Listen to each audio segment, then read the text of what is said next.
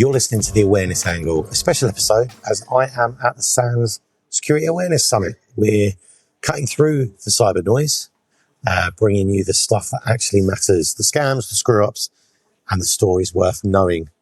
These are our views, not those of our employers, and any opinions that we have are our own. I'm Davis, and as always, I'm joined by Luke Pettigrew. How you doing, Luke?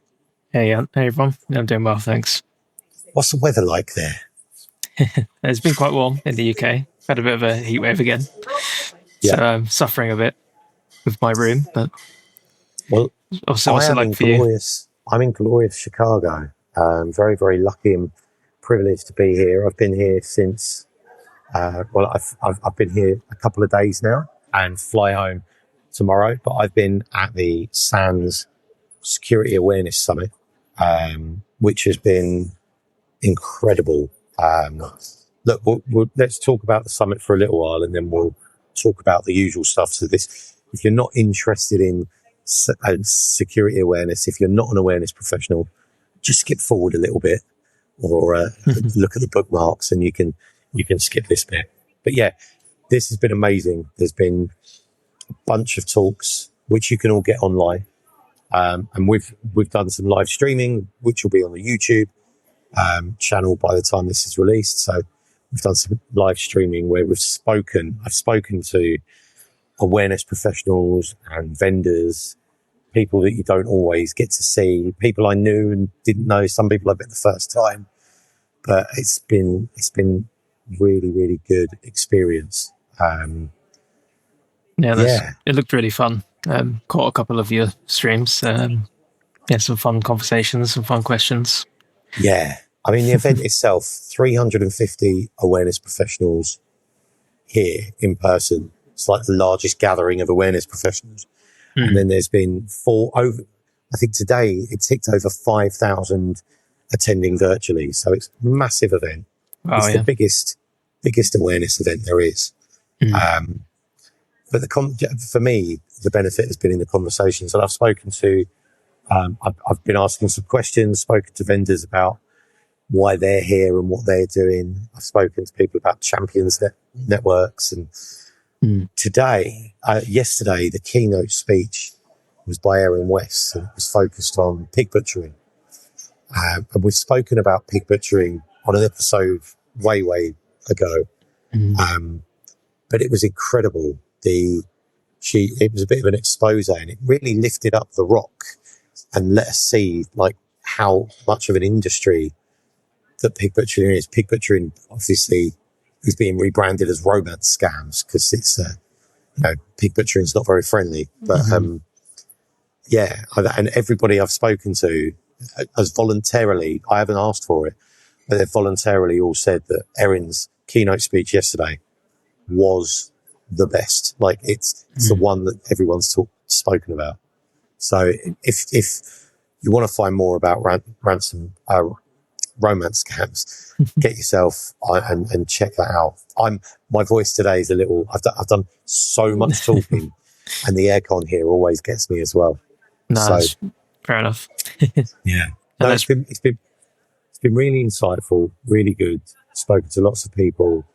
I think ransomware is what a lot of people are fearing. I think everyone wants to do something different. It's funny.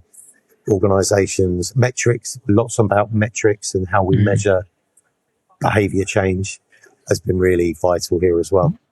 Yeah, I saw that one earlier about that. It looks like a lot of fun. It's always interesting to hear the way people are doing things. Some businesses are like quite big businesses or universities and stuff, and then some you may not have heard of before, but it's all really quite insightful.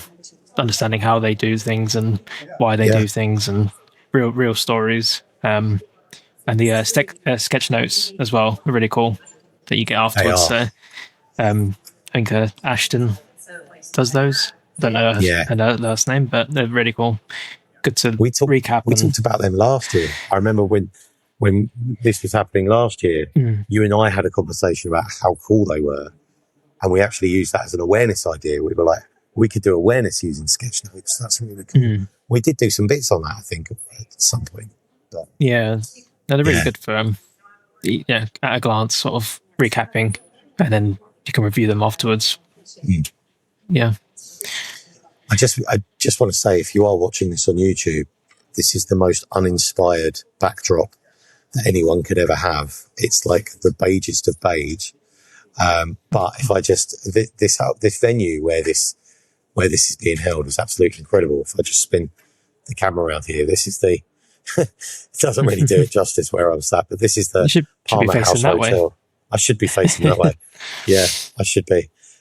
So yeah, it's an amazing venue. Sands have pulled it out of the bag again, and of course, next year's event is going to be in Las Vegas. So if you need a good reason to get your company to pay for you to have a few days in Vegas, a Security Awareness Summit is probably a good reason to go. Yeah. Yeah. And if you are watching as well, I've been wearing some of our apparel this week. So I've got my Click Happens t-shirt on. Our stickers have gone down really, really well. I'm coming home with not many of them, which is good. So if you want more stickers, you want to see what our stickers look like, get yourself to riskycreative.com, and you can see our stickers are there. They're really cheap. We don't make virtually any money on them because we just want to get them out there, and there's more merch going to come at some point as well, which is cool. Right. Awesome. Yeah. Shall we look, just a closing comment on this summit. If you work in security awareness, you should be coming to this. It should be, if you've got a training budget, this should come out of your training budget. If this is one person I spoke to, I think it was Tom at Lowe's, and he was like, this is the non-negotiable in my budget each year. Like the one thing that it's like line item number one in my budget is a summit ticket. So I'm talking to them. I'm not influential, but I've spoken to them. There's lots of conversation about please do one in Europe and what that would look like, and make it, Europe could be cheaper for us who are in Europe. And if you make it cheap enough, we'll do both. So let's keep those conversations going, and let's see if we can get Sands to do one in Europe, because it would be nice that you don't have to fly 4,000 miles. Daisy, who I spoke to on the lives, came from Australia, so she travelled 24 hours to get here. I heard that. Yeah. So that's crazy. Yeah. I mean, even just quickly, even joining virtually is really good for those that really can't get out there, but can still follow it virtually and join the Slack and chat with everybody, connect and stuff. So even that's sort of a good option. And obviously you can do the training whilst you're there as well, if you can get one of the SANS courses done. But yeah, that's cool. Brilliant. Right, I think that's probably enough about SANS for now.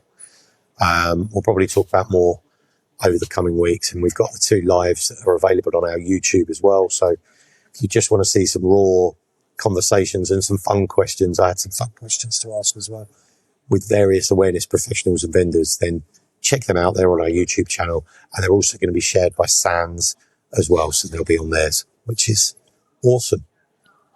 Great, yeah.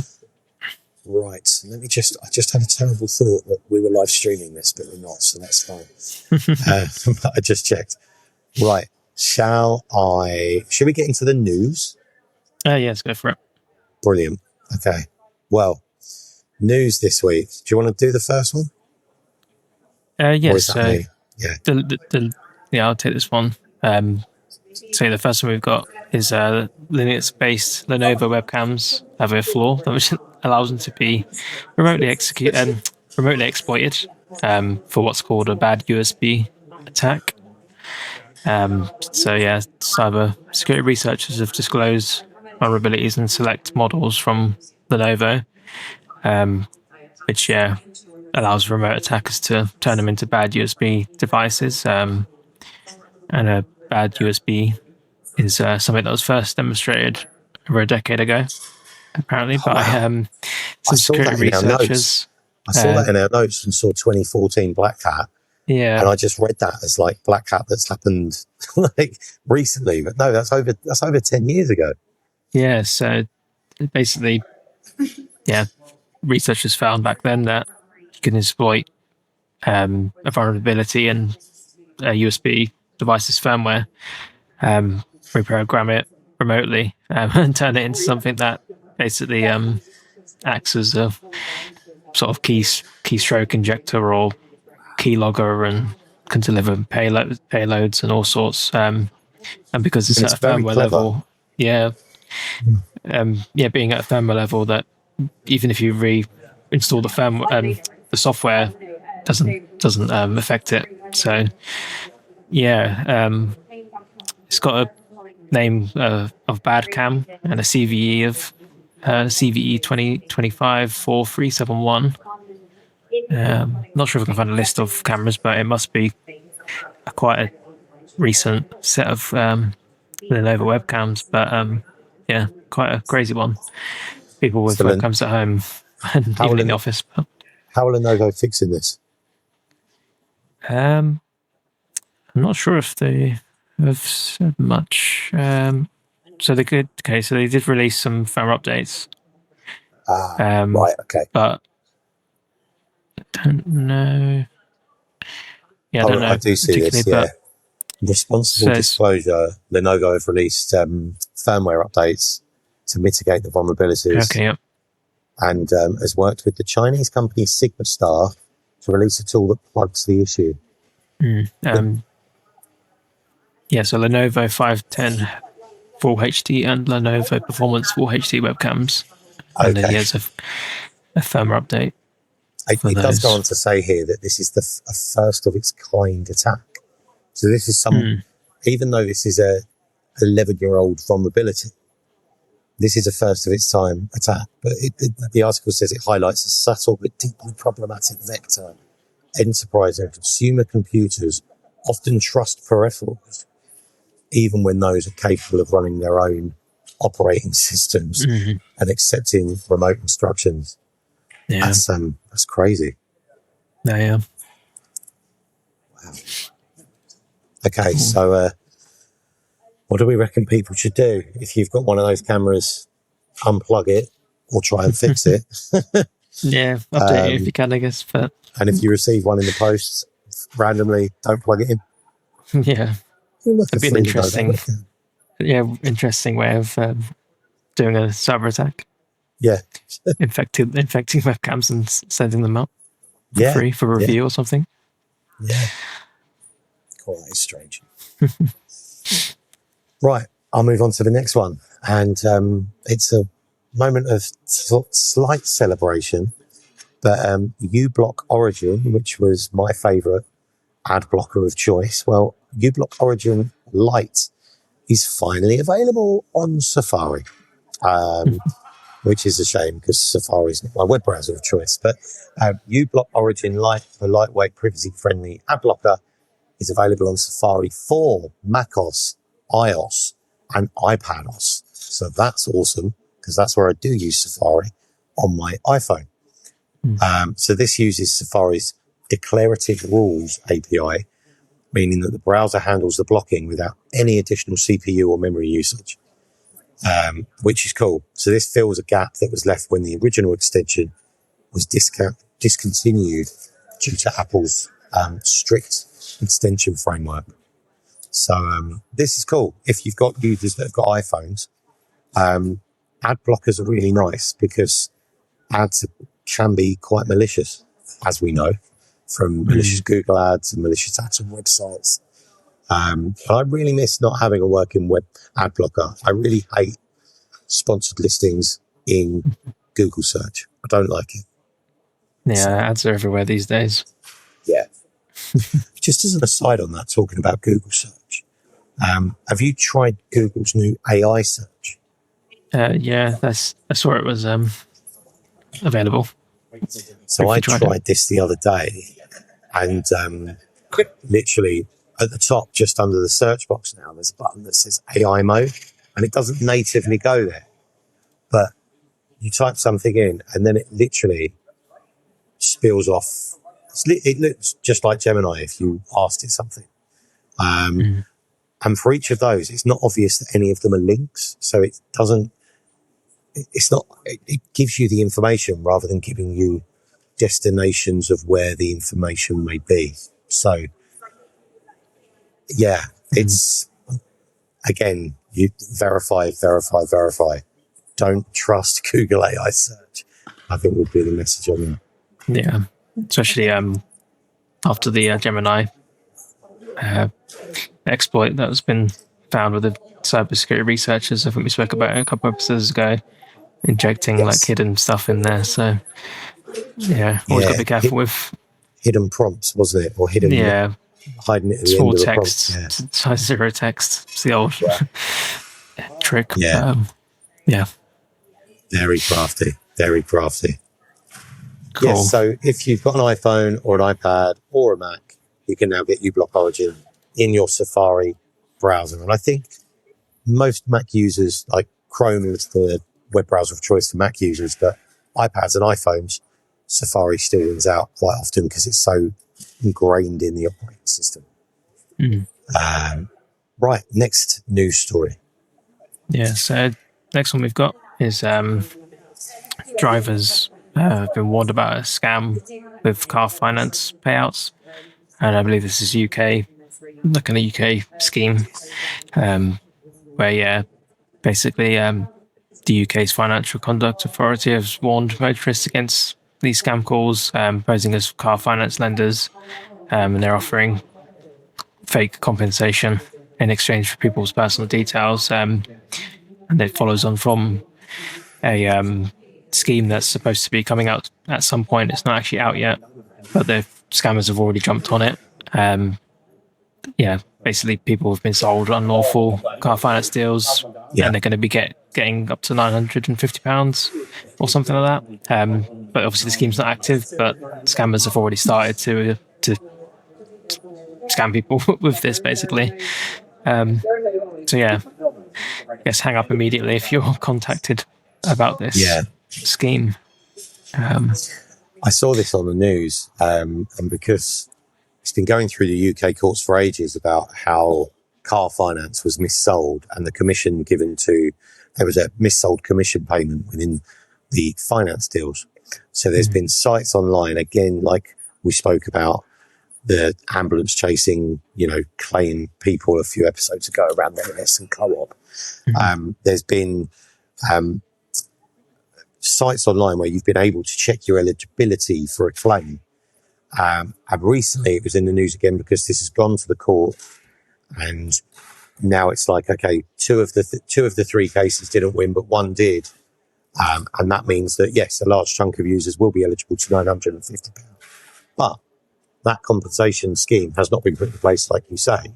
And it's something that still needs to be worked out and decided. But obviously scammers are jumping on that.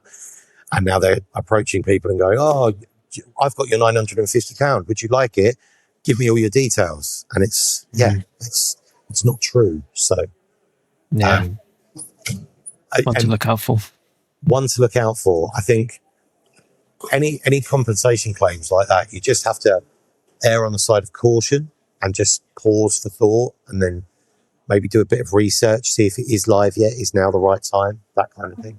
Yeah, I think as well, obviously, if they ask for odd things like a lot of personal information or banking details, I think here it says that the FCA have said that they would never ask for bank account PIN numbers or passwords, and to report any of these scams to Ofcom. Okay. Excellent. Right, next story tonight.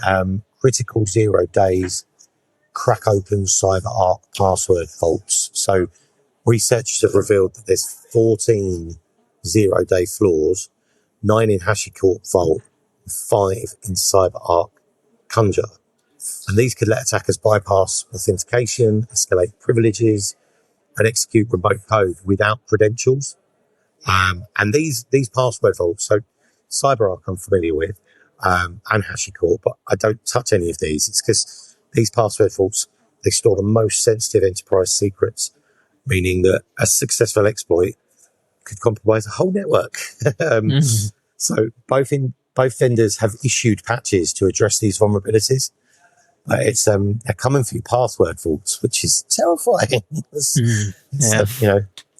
no wonder though. Password managers, password vaults are such a massive target, aren't they? Because they're literally the safes in a bank. They hold the keys to the kingdom.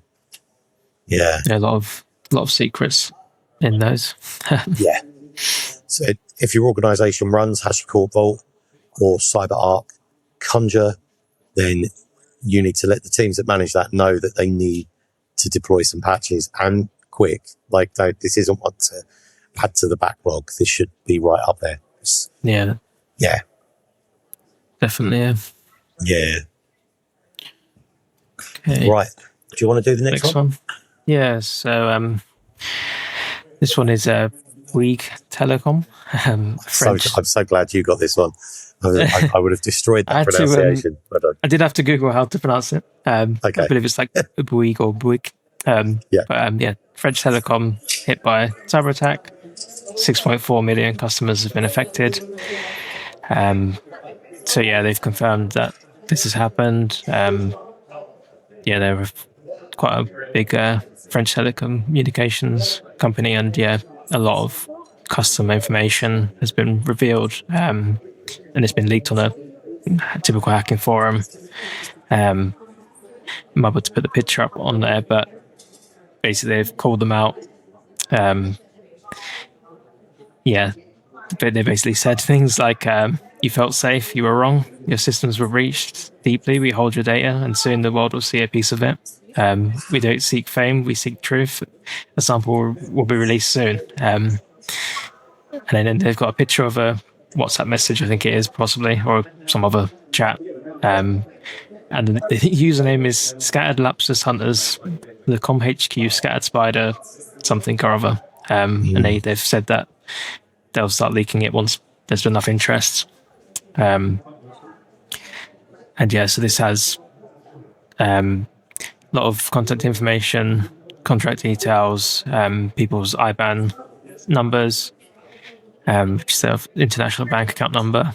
Yeah. Bouygues has confirmed that more sensitive data like passwords and credit cards were not affected. Individual and business customers are impacted. They've promptly reported it to the French authorities, and they've alerted everybody affected by email or text. They've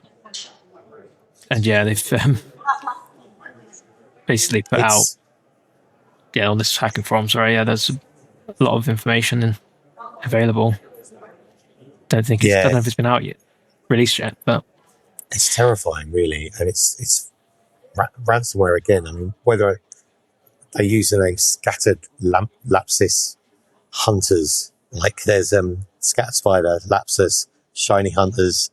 Like, I think, maybe this is a super group or Avengers of hackers. Or just someone using 3 familiar names. But it's interesting. I spoke to Simeon from Vivida, who are a cybersecurity vendor. They do training content. One of the questions I asked him in a quickfire question game was, what's the one cybersecurity worry that keeps you up at night? And he gave that some thought, sat there quite pensive, and then was like, ransomware, because ransomware could really do damage to a business, to my business. So as a owner of a business, ransomware is keeping him up at night. That's the big thing. Another question I asked was, would you rather fight, this is so silly, would you rather fight one ransomware wielding duck or 100 phishing-sized horses? And one person said the ransomware wielding duck. Anyone else I asked it to was the phishing-sized horses. And the thing is, I think we can all deal with phishing typically. And phishing is a way in. Phishing in itself is something we all kind of deal with every day. It only takes one good ransomware for this to happen. And then your data's out there. You're in the papers for all the wrong reasons. Your customer loyalty's through the window, especially with stuff like finances, bank details and stuff like that. So, yeah. So I think the thing here, it says about, obviously if you're a customer of them, just to be on the look, as usual, be on the lookout for people pretending to be from them, and you might get a bit more, phishing calls, texts, emails, posing as them. Yeah, keep your eyes peeled, be on high alert, I think is what we need to say. Yeah, pretty much. Cool. Next story.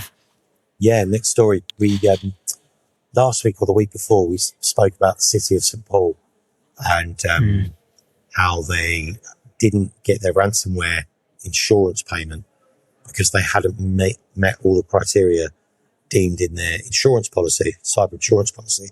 Well, this week saw the release of 43 gigabytes of data from the city of St. Paul. And so the attack happened in July. So it's been really tight timelines on this. They haven't given them long. The cyber attack happened in July, disrupted city services. I think it was 5 million ransomware insurance that they had. But I think they'd spent about $18 million recovering and was still recovering. So the city refused to pay the ransom and they launched Operation Secure St. Paul with the FBI and the National Guard. But the leaked files apparently include HR records, financial documents, personal ID, and internal communications.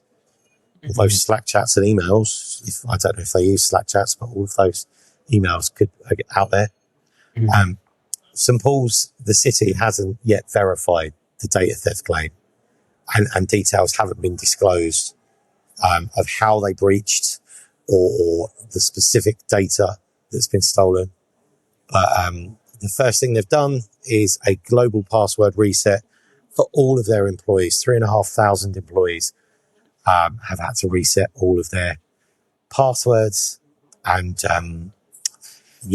it's going to be an interesting one. Again, this is just a massive problem. And there are some stats here. 4,800 documents relating to work plans, memos, draft proposals, and internal studies. 2,000 files appear to be financial or administrative, which include invoices, budgets, and payment records. So straight away, if supplier gets access to that, they can see how much their competitors were charging. And, all of a sudden there's financial transparency. But it also holds 280 files that contain ID and personal data like passport scans and driver's licenses, along with email archives. So it's out there. It's gone. Yeah. Yeah, it's quite a lot of sensitive information there.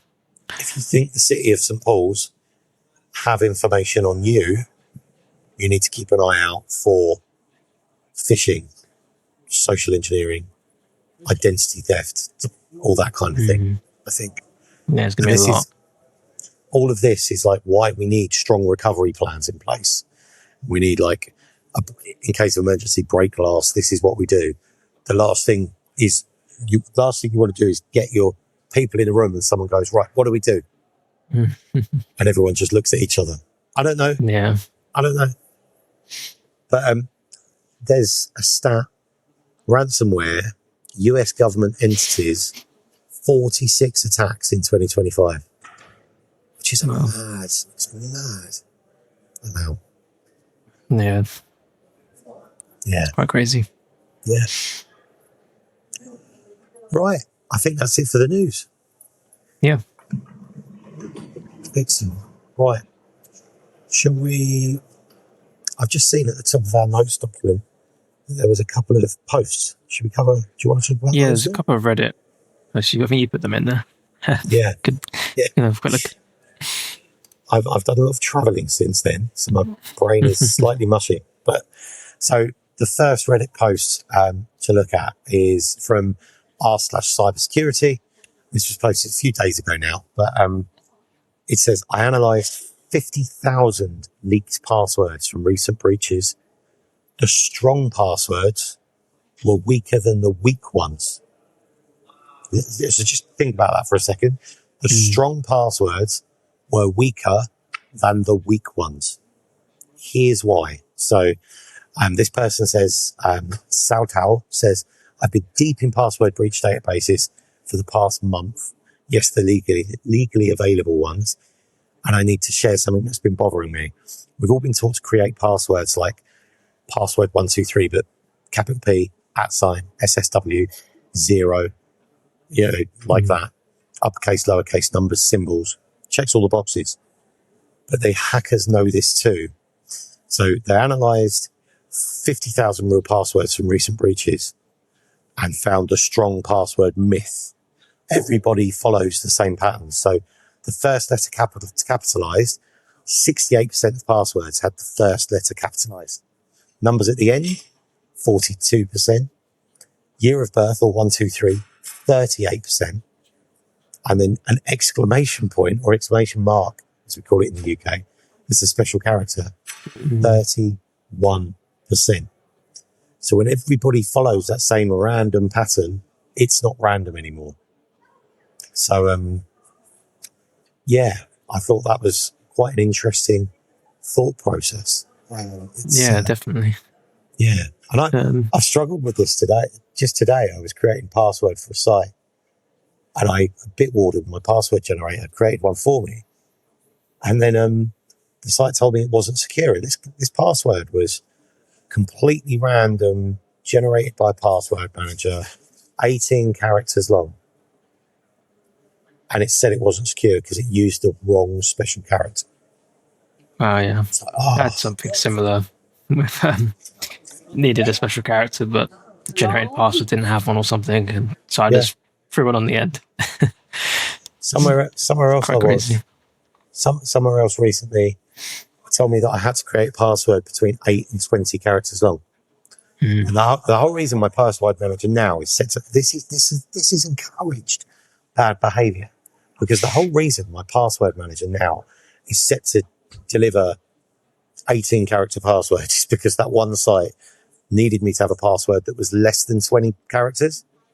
And then I slid the slider down and it stopped at 18. And I was like, that's good enough. But now any future passwords that it's generating are set to 18 characters. So because of what I would call poor password policy on that one site, that's now made me inherently more insecure for any new ones that I'm creating. I'm going to go and change that. Yeah, better change it, yeah. Let me go and change that now. Yeah, something interesting in the post was they put in where they found 2 passwords in the breach. One's Dragon !! 2023 and marked as very strong by most password checkers. And then Purple Chair Fridge Coffee is often marked as weak by those, but they said here, guess which one appears 47 times in the database and which one was unique. And I think everybody can answer that one.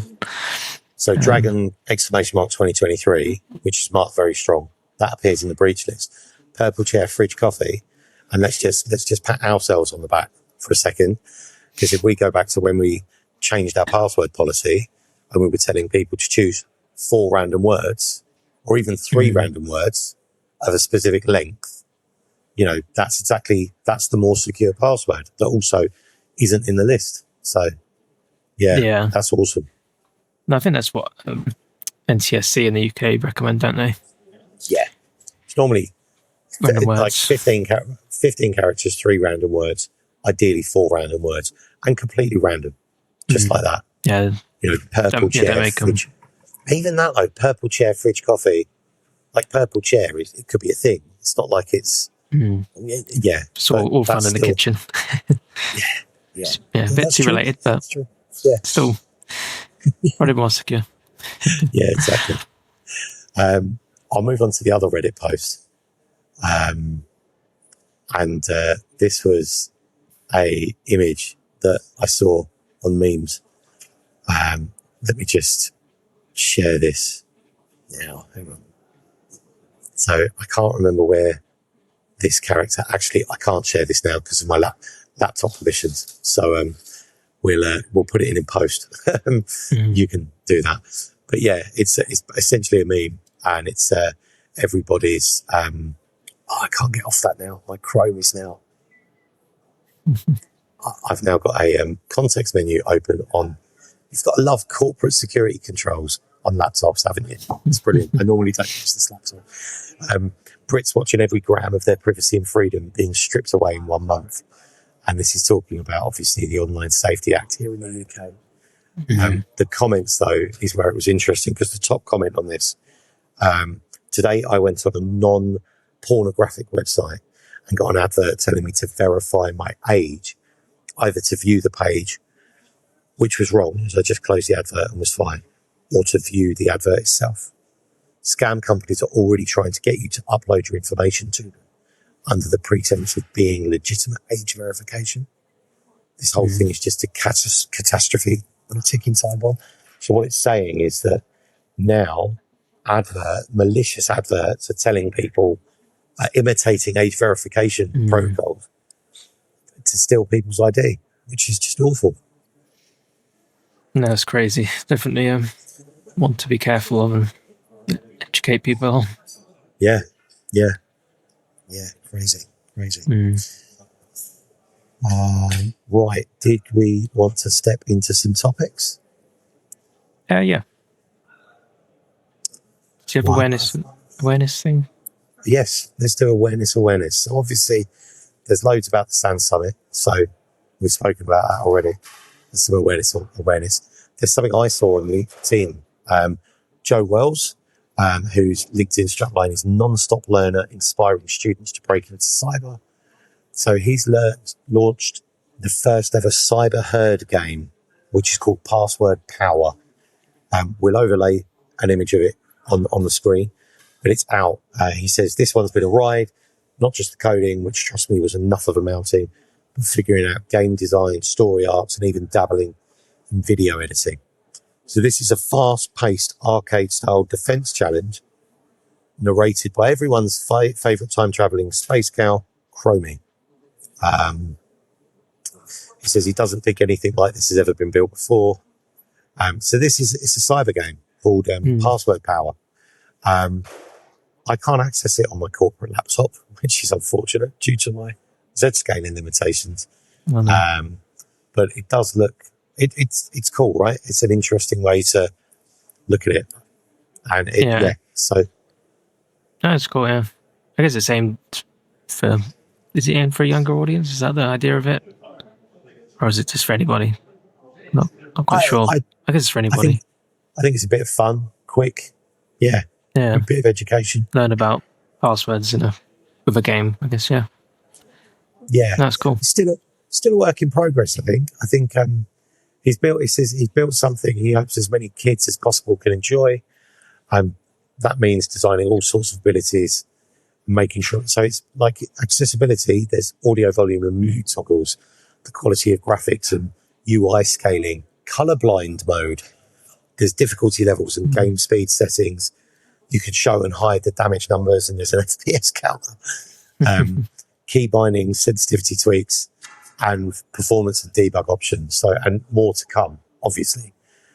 So it feels like a real a real passion project. So, CyberHerd. That's awesome. The web address is cyberherd.online, and go and check out Password Power.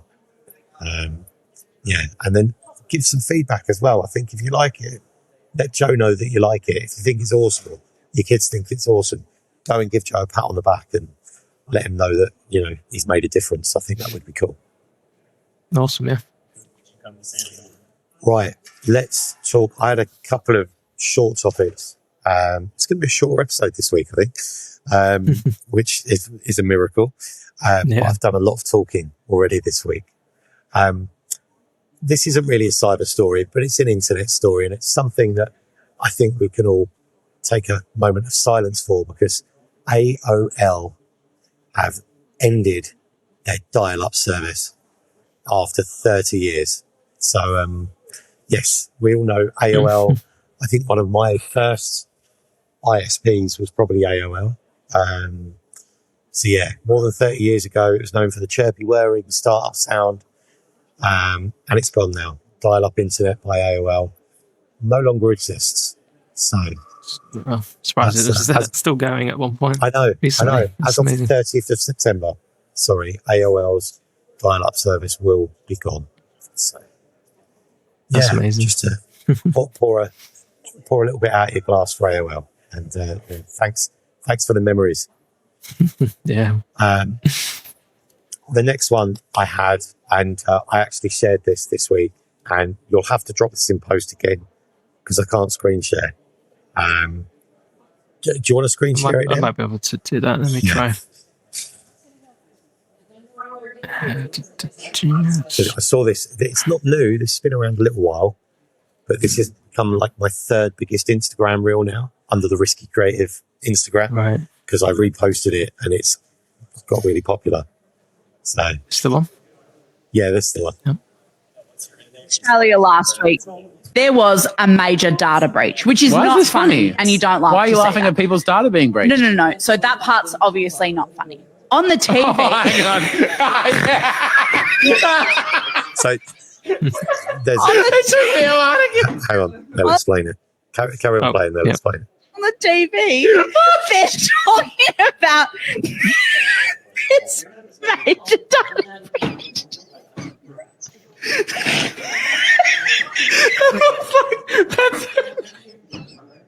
All right. So we'll share this video in the newsletter. If you don't get the newsletter, riskycreative.com. This is from the Tony and John podcast, Australian podcast. And this was a couple of years ago, I think, last year.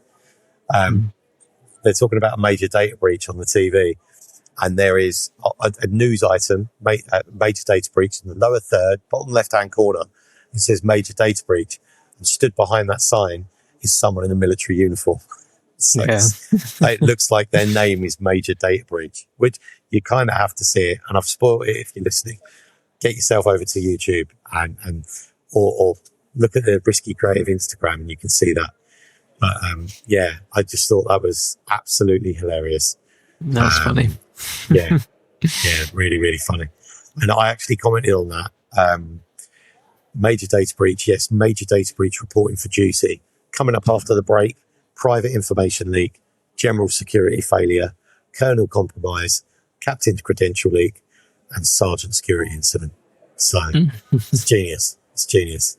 So those little things like you can share that in your organization. That real major data breach gets people talking about security, talking about cyber, just makes it relevant and relatable.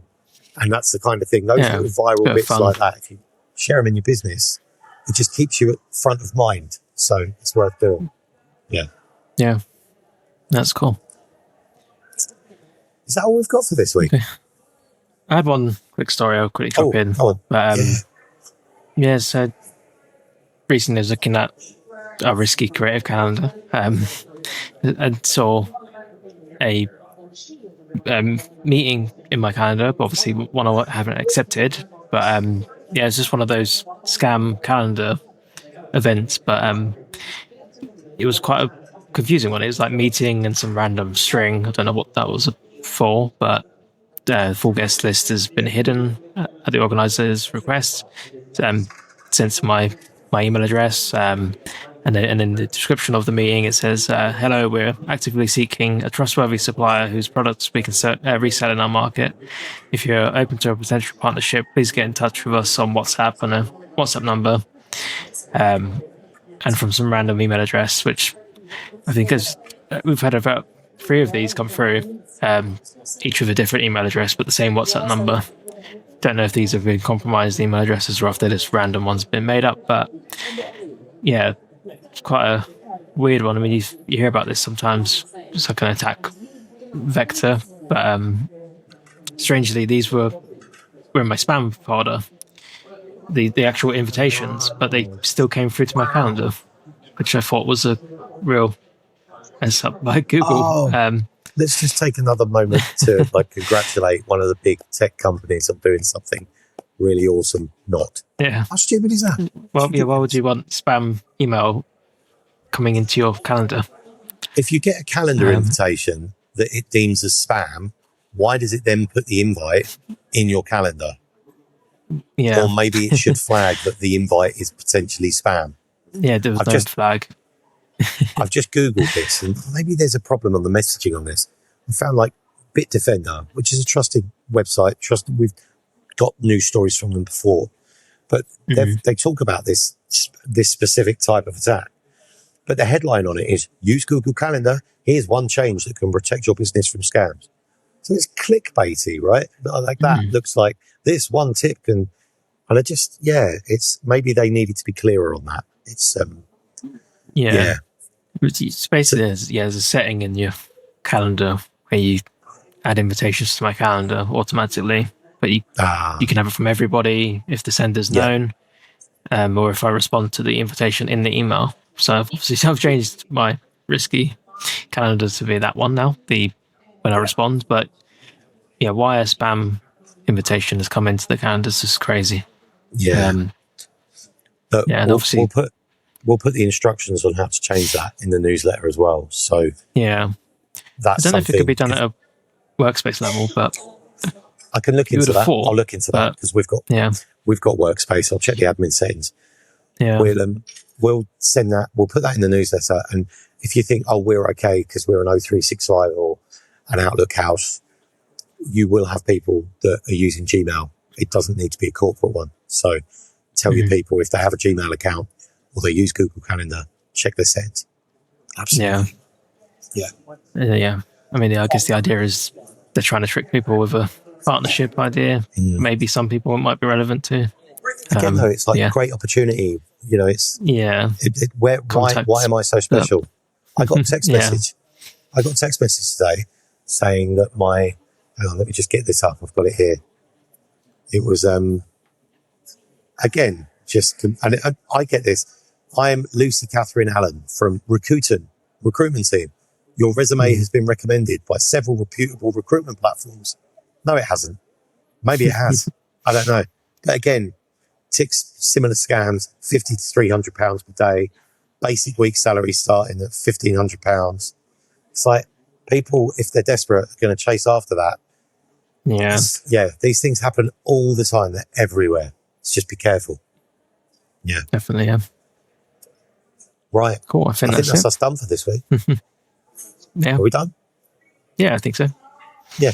Okay. So look, from sunny, humid Chicago, it's been a pleasure.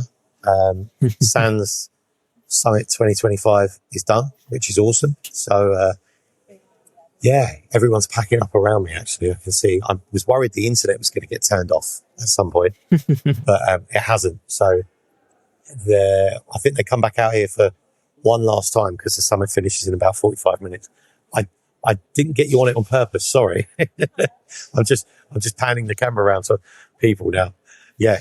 Anyway, so that's it. We'll be back next week. I'll be in a different setting again next week because I'm moving house. So yeah, that'll be fun. So cool. I'm envious of your comfort in your regular room, Luke. It's warm, but it's regular. Cool. Right. Okay. So thanks for listening and sign up, subscribe on YouTube, sign up for the newsletter, and we'll see you next week. Awesome. Yeah. Thank you. Catch you next week and bye everyone. Bye everyone. Bye.